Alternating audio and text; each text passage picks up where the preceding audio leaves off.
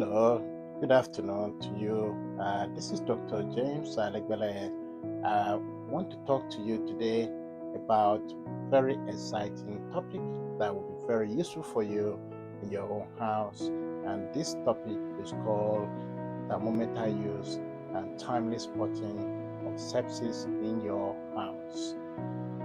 By the way, I'm a consultant in the UK, and I'm also the founder of the 6 domains of health, which is a health transformation hub to try and educate many around health programs, especially with current trend in health issues across the globe. And today's objectives will include knowing the trends in thermometer, as well as trend in the prevalence of sepsis, as well as health knowledge on sepsis, and then reducing death rate of sepsis.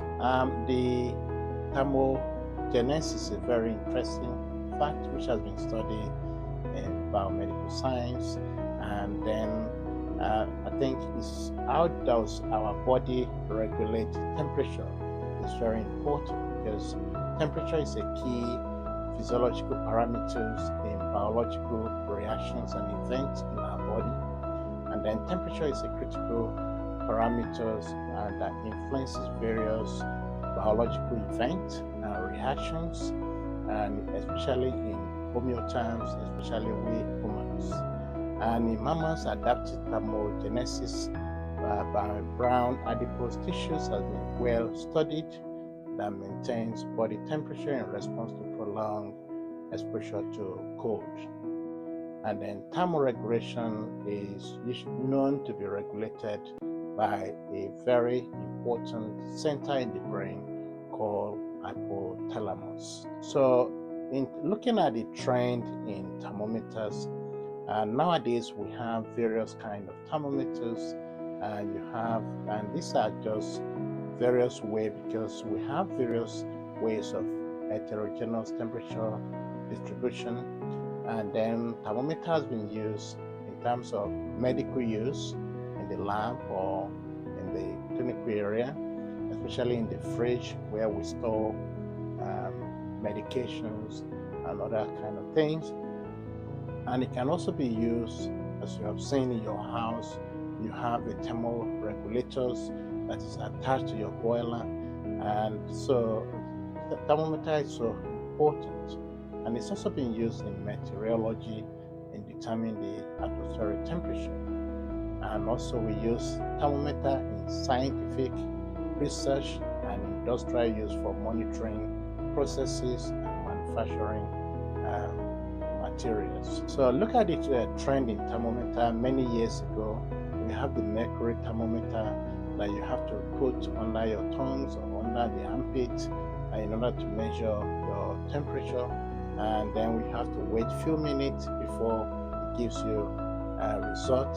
And so sometimes one of the challenges about this one is that if you don't place it properly in your right place, you might not get the accurate reading. But today, thanks to technology, we have seen an improvement in how we record temperature, very quick and prompt.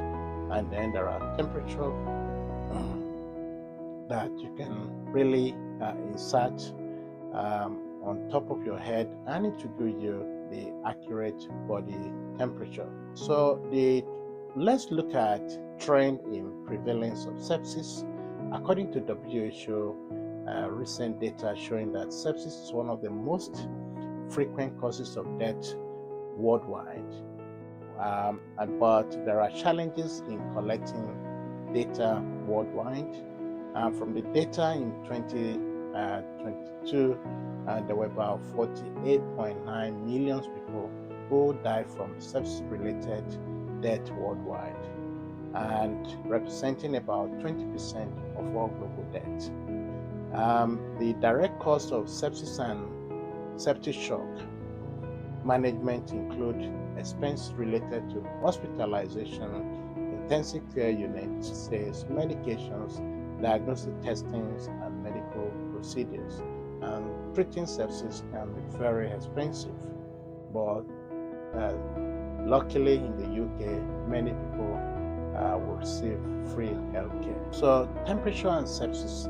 Fever is a common feature of sepsis and septic shock, although multiple scientific societies have defined fever as, for example, temperature above 38.2. And fever is the most common symptoms of infection, but at least 25% will have hyperthermia, which is a temperature above 38 in critical care.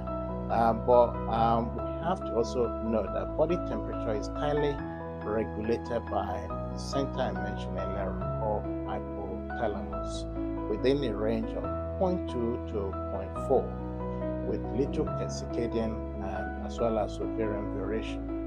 And then the aim of this is to maintain what we call homeostasis. And the temperature in our body is highly regulated by certain chemicals, which we call prostaglandins.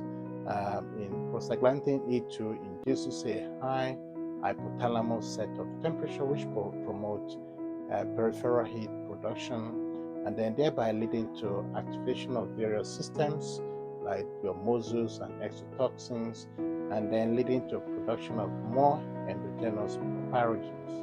And this has been well studied in the literature.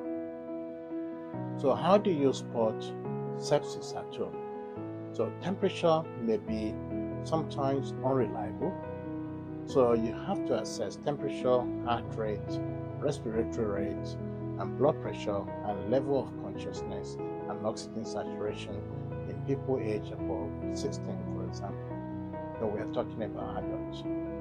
An example of people suspected sepsis may have, when you look at their body, they may have mottle or ashen appearance, they may be cyanotic, and they may have non-blanching petechia or purpura rash, and then sometimes they may have certain skin changes or rash.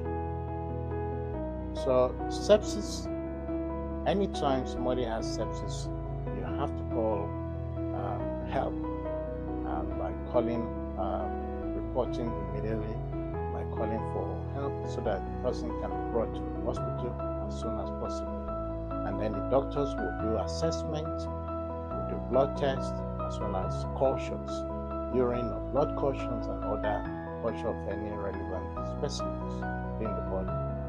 And then we then give a very broad spectrum antibiotic, and according to the clinical guidelines in the UK, for example, the antibiotic has to be given promptly within 1 hour. So the essence of this presentation is to try and give you more education and awareness of one of the prolific causes of death, so that you take an imminent education and learning, and also for public health campaigns, as well as early identification and treatment of sepsis, infection prevention and control, and then addressing socio-economic factors are very important, because people living with poor socio-economic determinant of health are more prone to different forms of infections and different forms of sepsis.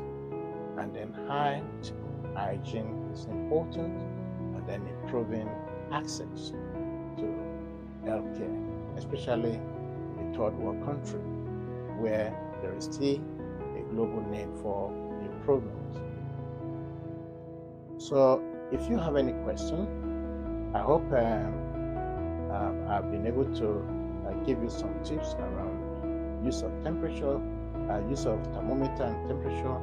And if you can touch base with us and inquire about our new literacy programs called 6 Domains of Health. And it seems to be more comprehensive than what you have already been doing, because I perceive that many people focus mainly on physical health and then ignoring the other domains of health, or perhaps paying less attention to that, because as a literate person in health, you got to have a wide, broad understanding beyond diet and exercise. So, and I will encourage that you register for our course, and or you can also get your coaching from our teams, and then how to apply the 6 domains of health: knowledge, skills, and in your lifestyles. Email us at admin@6domainsofhealth.com. Then also you can join my membership program at www.6dofhealth.net www.6dofhealth.net, and I hope to see you soon online. Thank you very much for this exciting opportunity to partner and work together to make sure that our people live a long and encouraging disease-free life. So I want you to subscribe, share, and comment on this video, and I hope to see you soon. Take care. Bye.